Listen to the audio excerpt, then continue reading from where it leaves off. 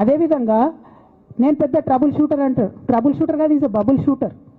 ఆయన ఏంటంటే ట్రబుల్ ఆయన్నే క్రియేట్ చేస్తాడు, చేసి నేనే సాల్వ్ చేసినట్టు నటిస్తాడు.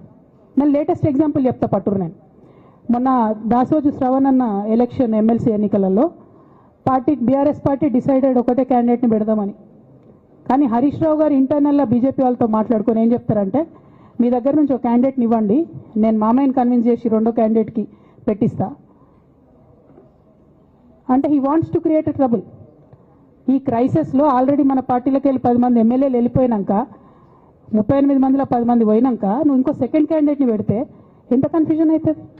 ఎవరెవరు ఎటెట్ ఓట్లు వేస్తారు? అంటే హార్స్ ట్రేడింగ్కి ఈయన ట్రబుల్ షూటర్ గారు ట్రబుల్ని ఓపెన్ చేస్తారు అన్నట్టు.